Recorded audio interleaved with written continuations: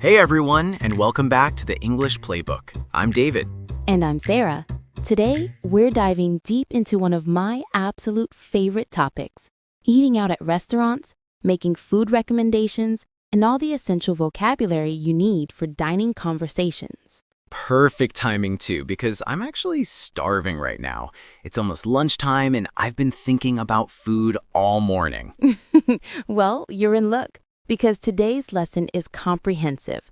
We're covering restaurant vocabulary, making suggestions, describing food, handling dietary restrictions, and so much more. This is going to be a longer episode today, about 25 minutes, because we really want to give you everything you need to feel confident in restaurant situations.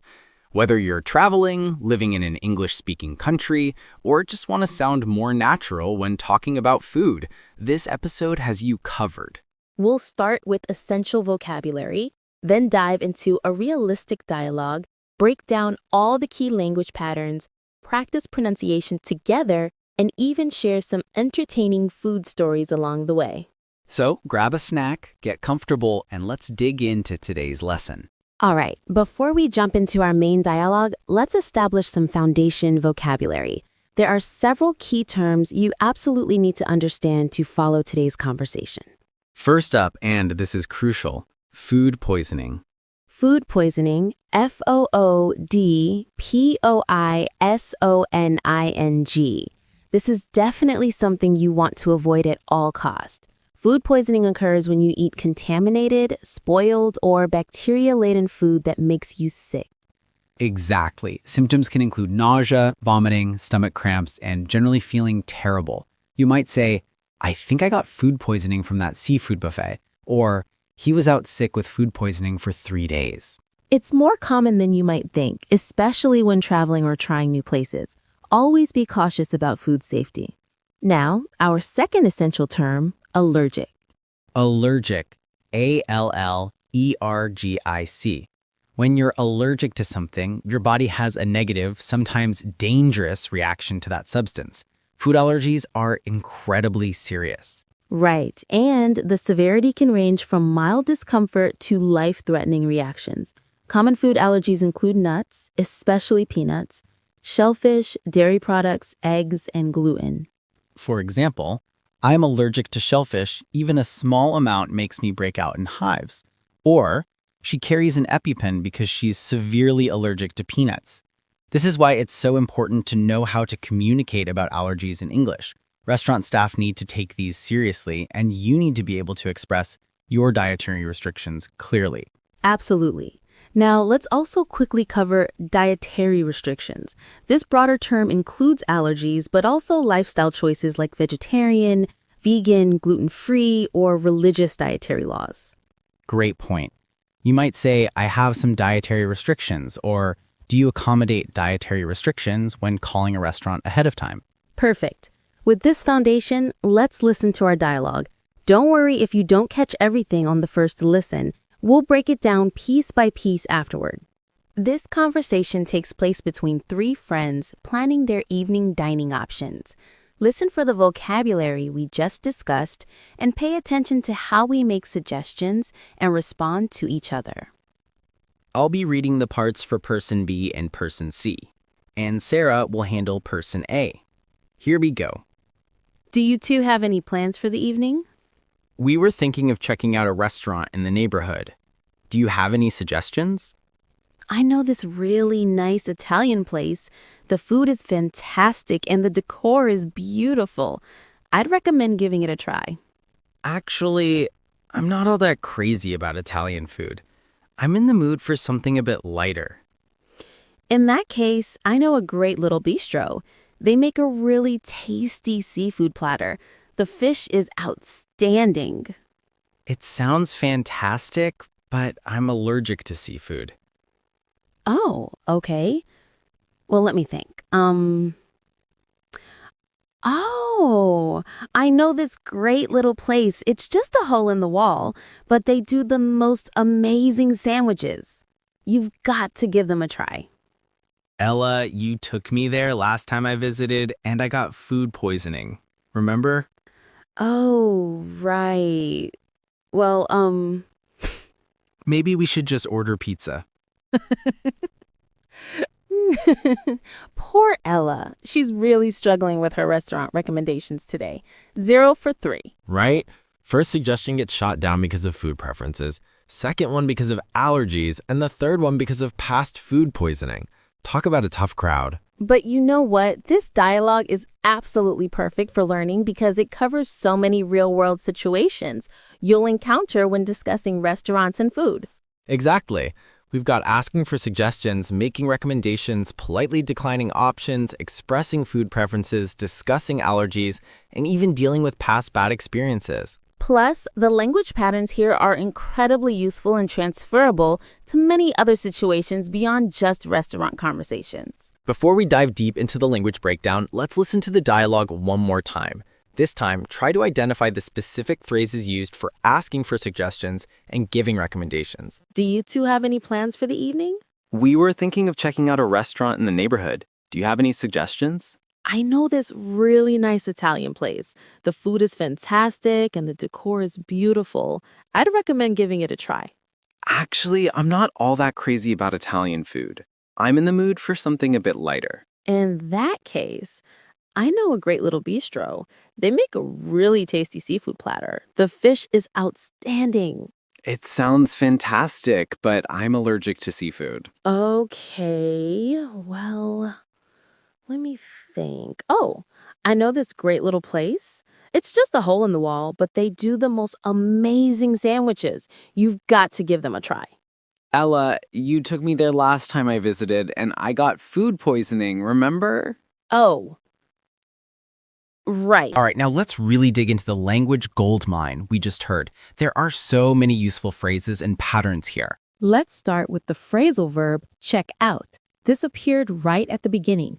We were thinking of checking out a restaurant. Checkout is incredibly versatile in English. In this context, it means to visit and examine or to try something new. But it has several other meanings too. Right. You can check out a book from the library, check out of a hotel, or use it to mean look at something interesting. For example, check out this amazing sunset. Or have you checked out the new shopping center yet? In restaurant contexts specifically, you'll hear, let's check out that new Thai place. I want to check out their brunch menu. Or we should check out the reviews before we go. Now let's tackle one of my favorite phrases from the dialogue. I'm not all that crazy about. This is such a diplomatic way to express dislike. Instead of saying, I hate Italian food or I don't like Italian food, you say, I'm not all that crazy about Italian food. It's much more polite and socially acceptable. You can use this pattern for anything. I'm not all that crazy about horror movies. I'm not all that crazy about getting up early. Or I'm not all that crazy about crowded places. The beauty of this phrase is that it softens your rejection. It doesn't sound harsh or judgmental. It just expresses a personal preference. Now, on the positive side, when you do like something, especially food, we commonly use tasty. This word appeared when describing the seafood platter. Tasty is so much more natural in everyday English than delicious. Native speakers constantly say, this is really tasty, rather than this is delicious. Exactly. You'll sound much more natural saying, this pizza is tasty. The soup was really tasty. Or they make tasty sandwiches here. Related to tasty, we also heard outstanding to describe the fish. This means exceptionally good or excellent. Outstanding is great for emphasizing quality. The service was outstanding. She's an outstanding chef. Or the wine selection here is outstanding. Let's talk about another crucial phrase. I'm in the mood for. This expresses what you want or feel like doing right now. Mood here refers to your current emotional state or desire, not necessarily your emotional feelings. It's about what appeals to you at this moment. So you might say, I'm in the mood for Chinese food. I'm in the mood for a quiet evening at home.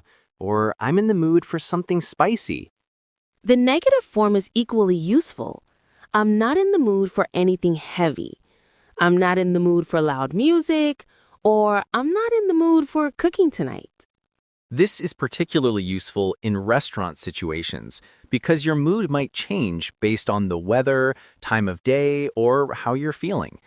It's so hot today, I'm in the mood for something light and refreshing. You can also use it to be diplomatic when someone suggests something you don't want. That sounds nice, but I'm just not in the mood for Mexican food tonight. Now, let's focus on the recommendation language, which is really the heart of this dialogue. For asking for suggestions, we heard, "Do you have any suggestions?" But there are several ways to ask this question. You could also say, do you have any recommendations? Do you have any ideas? What would you suggest? Or any thoughts on where we should go? In more casual situations, you might say, "Know any good places?" or "Got any recommendations?"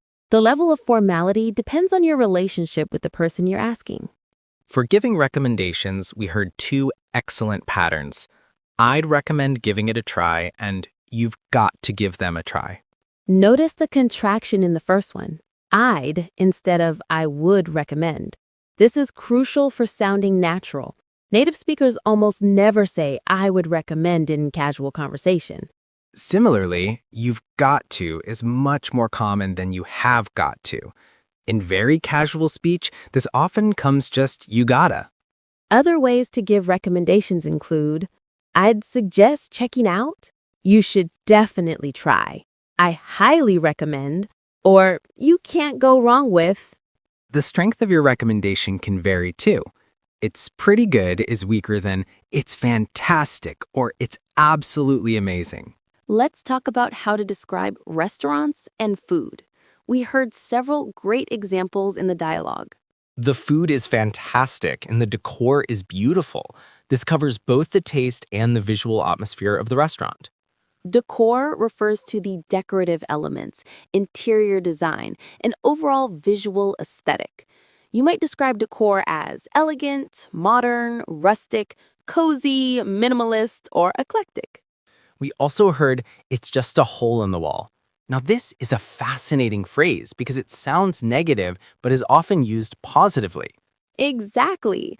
A hole in the wall literally means a very small, unpretentious place, often with simple or even shabby appearance.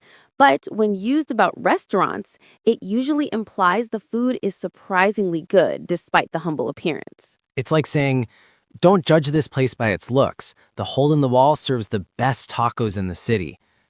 You might say, I know it looks like nothing from the outside, but this hole in the wall serves the best tacos in the city. Other ways to describe restaurant atmosphere include intimate setting, lively atmosphere, family-friendly, romantic ambiance, or casual vibe. Let's expand our vocabulary for describing food quality beyond just tasty. We heard fantastic, outstanding, and amazing in the dialogue. These are all very positive descriptors. For different levels of approval, you could use decent or okay, acceptable, good, satisfactory, great, very good, excellent, exceptionally good, incredible, amazingly good, or phenomenal, extraordinarily good.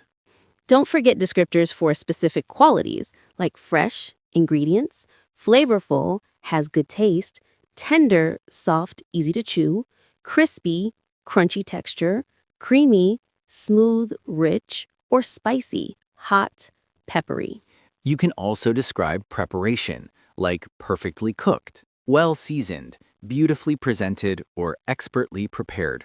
Now let's talk about the serious topic of allergies and dietary restrictions, which came up in our dialogue. When you have food allergies, it's crucial to communicate them clearly and early in any dining situation. The phrase, "I'm allergic to," is straightforward and essential. You should also learn to ask, does this dish contain any nuts? Is this made with dairy? Do you have gluten-free options? Or can you tell me what ingredients are in this? For severe allergies, you might need to say, "I have a severe allergy to shellfish. Even trace amounts can be dangerous for me." Or, "I carry an EpiPen because of my peanut allergy." Beyond allergies, other dietary restrictions include I'm vegetarian, no meat. I'm vegan, no animal products. I don't eat pork for religious or personal reasons. Or I'm on a gluten-free diet. Many restaurants are very accommodating, but it's always better to mention dietary restrictions when making reservations or as soon as you're seated. Let's take a moment to focus on pronunciation of some key words from today's lesson. This is really important because correct pronunciation helps you be understood and sound more natural. Let's start with restaurant. This word has 3 syllables. Restaurant. The stress is on the first syllable. Many learners say restaurant with stress on the last syllable, but that's not correct. Allergic. Allergic. 2 syllables with stress on the second syllable. The G is soft, like a J sound. Bistro. Bistro. 2 syllables, stress on the first. The S sound is like a Z sound. Bistro. Recommendation. Rec-o-men-de-shun. 5 syllables with the primary stress on da. This is a longer word, so practice it slowly first. Let's practice some contractions that are crucial for natural speech. I'd recommend. The I would contracts to I'd. It should flow smoothly. I'd recommend trying the pasta. You've got to. You have got to contracts to you've got to, or even more casually, you gotta. Practice, you've gotta try this dessert. Let's talk a bit about cultural context when dining in English-speaking countries. In the United States, for example, it's very common to ask servers about ingredients, especially if you have allergies. Don't feel embarrassed about asking questions. It's expected and appreciated. Tipping culture is also important to understand. In the US, 18 to 20% is standard for good service. In the UK, 10 to 15% is more typical, and in some countries, service charge is included. Making reservations is often necessary, especially for popular restaurants or weekend dining. You can call and say, I'd like to make a reservation for 2 people at 7 p.m. on Saturday. When you arrive, you might hear, "Do you have a reservation? Right this way, please," or "Your table will be ready in about 10 minutes." It's also worth knowing that in many English-speaking countries, it's perfectly acceptable to ask for modifications to dishes. Can I get the salad dressing on the side? Or could you hold the onions on the burger? Let's practice putting all this language together with some realistic scenarios. Scenario 1. You're visiting a new city and want restaurant recommendations from your hotel concierge. You might say, "Excuse me, do you have any restaurant recommendations for this evening? I'm in the mood for something local and authentic, but I should mention I'm allergic to shellfish." The concierge might respond, I'd recommend checking out Giovanni's. It's a fantastic Italian bistro just 2 blocks away. They're very accommodating with allergies, and the atmosphere is perfect for visitors. Scenario 2. You're with friends trying to decide where to eat. Friend A, any thoughts on dinner tonight? Friend B, I'm not all that crazy about fast food. How about that new Thai place? Friend C, that sounds great. I heard their pad Thai is outstanding. Scenario 3. You're at a restaurant and need to discuss dietary restrictions with the server. You, hi, I'm interested in the seafood pasta, but I need to check. I have a severe nut allergy. Are there any nuts in this dish or in the preparation area? Server, let me check with the kitchen to make sure it's completely safe for you. Since food poisoning came up in our dialogue, I think it's worth sharing some experiences and what we can learn from them. Oh boy, do I have a story. This happened to me about 3 years ago when I was traveling in Southeast Asia. Uh-oh, here we go. So I was in Bangkok, and there was this amazing-looking street food vendor. The pad thai smelled incredible. There were tons of locals eating there. All good signs, right? Those are usually reliable indicators of good, safe food. Exactly. But here's what I didn't notice. It was late in the day, and the ingredients had probably been sitting out in the heat for many hours. Within about 4 hours of eating, I started feeling queasy. Oh no. By that evening, I was completely miserable. Stomach cramps, nausea, the whole awful experience. I spent the next day and a half in my hotel room, feeling terrible and missing out on exploring the city. That's the worst part about food poisoning when you're traveling. You're in this amazing place, but you're too sick to enjoy it. Exactly. The lesson I learned was to be more observant about food safety, even at places that seem popular and legitimate. I had a similar experience, but it was actually at a fancy restaurant back home. Sometimes food poisoning can happen anywhere. Really? What happened? I went to this upscale seafood restaurant for a business dinner. Everything seemed perfect. Beautiful presentation, great service, expensive prices. I ordered the oysters as an appetizer. Ooh, oysters can be risky if they're not super fresh. Right. About 6 hours later, I was incredibly sick. It turned out they'd had some issues with their seafood supplier that week, but they hadn't taken the oysters off the menu. That's terrible. Did you contact the restaurant? I did, and they were actually very apologetic. They covered my medical expenses and gave me several free meals, but the experience taught me to be cautious with raw seafood, even at expensive places. These stories highlight why it's so important to know how to communicate about food safety and allergies.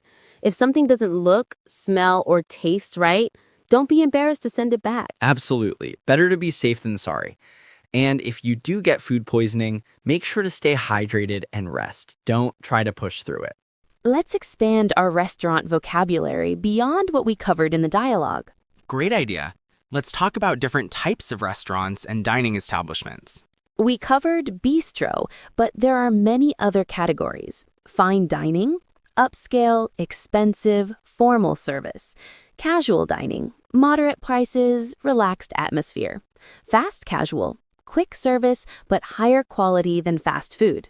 Don't forget food trucks, mobile vendors, often specializing in specific cuisines, buffets, self-service, all-you-can-eat, cafeterias, informal, often in schools or offices, and diners, classic American style, often open 24 hours. For international cuisines, you should know ethnic restaurants, general term, authentic, traditional, genuine style, fusion, combining multiple cuisines, and Americanized, adapted for American tastes. Let's also cover restaurant staff vocabulary. Host or hostess greets guests and manages seating.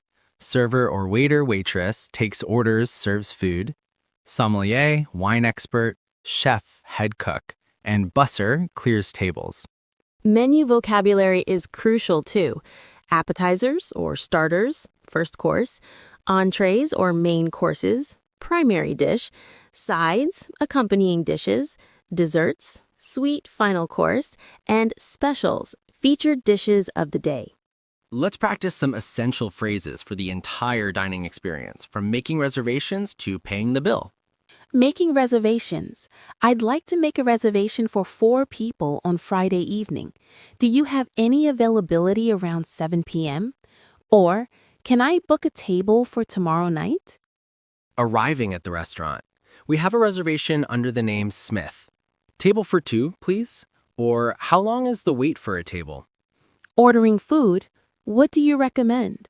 I'll have the salmon, please. Could I get the dressing on the side? Or, is the soup vegetarian? During the meal. Could we get some more bread? This is delicious. Could you bring us some extra napkins? Or, excuse me, I think there's been a mistake with our order. Paying the bill. Could we have the check, please? We'd like to pay separately. Is the tip included?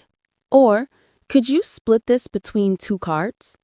Let's address some common challenges you might face when dining out and how to handle them in English. Challenge 1. The restaurant is too noisy to have a conversation. You could say, "Excuse me, do you have a quieter table available?" Or, "Is there somewhere we could sit that's a bit less noisy?" Challenge 2. Your food arrives cold or incorrect. Politely say, "I'm sorry, but this isn't what I ordered." Or, "Could you please warm this up? It seems to have gotten cold." Challenge 3. You need to split the bill among several people. Could we get separate checks, please? Or could you split this bill 3 ways? Most restaurants are very accommodating with this. Challenge 4. You're not sure about ingredients due to allergies. Could you check with the kitchen about the ingredients in this dish? I have a severe allergy to nuts. Or is there a way to prepare this without dairy?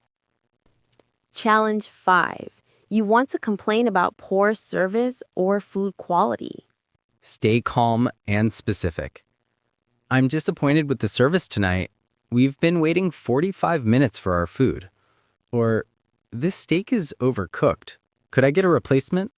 It's worth noting that dining culture can vary significantly between English-speaking countries and even regions within countries. Absolutely. In the southern United States, for example, portions are often much larger, and sweet tea is a standard beverage option. In the UK, pub food is a major category. Hearty meals served in traditional pubs, often featuring dishes like fish and chips, bangers and mash, or shepherd's pie. Australian dining culture has embraced cafe culture heavily, with excellent coffee and brunch options available almost everywhere. In Canada, you'll find unique dishes like poutine, and there's often a strong emphasis on local, seasonal ingredients. These cultural differences mean you should be open to trying new things and asking questions about local specialties when you travel. Let's do one more practice dialogue to reinforce everything we've learned. I'll start, and David, you respond naturally using the language patterns we've covered. Sounds great. Let's set the scene. We're coworkers planning to go out for lunch. Hey, David, do you have any suggestions for lunch today? I'm really hungry, but I want something light. Well, there's this great little bistro around the corner. They make really tasty salads and sandwiches. I'd recommend checking it out. That sounds perfect. I'm not all that crazy about heavy food during the workday. Do they have good vegetarian options? Absolutely. Their veggie wrap is outstanding, and they have several salad options. Plus, the atmosphere is really nice, perfect for a business lunch. Excellent. I'm definitely in the mood for something fresh. Should we make a reservation, or can we just walk in? It's usually not too crowded at this time, so we should be fine walking in. But if you have any dietary restrictions, we should mention them when we order. Perfect. Let's go. I'm excited to try this place. Great. That dialogue incorporated so many of the patterns we've learned today, asking for suggestions, describing food, expressing preferences, and discussing practical details. Wow, we've covered so much ground in today's episode. Let's summarize the key takeaways. First, we learned essential restaurant vocabulary: bistro, check out, allergic, food poisoning, tasty, outstanding, and hole in the wall. We mastered phrases for asking for recommendations. Do you have any suggestions? Any thoughts on where to go? And what would you recommend? We practiced giving recommendations. I'd recommend giving it a try. You've got to try this place, and you should definitely check it out. We learned polite ways to express preferences and dislikes. I'm not all that crazy about, and I'm in the mood for... We covered how to handle dietary restrictions and allergies, crucial for safe and enjoyable dining experiences. We practiced pronunciation of keywords and contractions that make you sound more natural. And we explored cultural contexts, dining etiquette, and common challenges you might face when eating out. Remember, the key to using this vocabulary naturally is practice. Don't be afraid to use these phrases in real situations. Most people are very patient and helpful when you're learning. Start with simple recommendations among friends, practice describing restaurants you visited, and gradually build up to more complex dining situations. Next time you're planning to eat out, challenge yourself to use at least 3 phrases from today's lesson. Ask for suggestions, describe what you're in the mood for, and give your own recommendations to others. And remember, contractions are crucial for natural-sounding English. Practice saying, "I'd recommend," and "you've got to," until they feel natural. If you found this episode helpful, make sure to subscribe to the English Playbook for more comprehensive English lessons like this one. We'd love to hear about your dining experiences. Share your restaurant recommendations, food poisoning stories, or challenges you faced when eating out. You can find us in the comments below. Thanks for spending these 25 minutes with us today. Until next time, keep practicing, stay curious, and enjoy exploring the delicious world of English conversation. This has been the English Playbook. I'm David. And I'm Sarah. Happy dining, everyone. Both see you next time.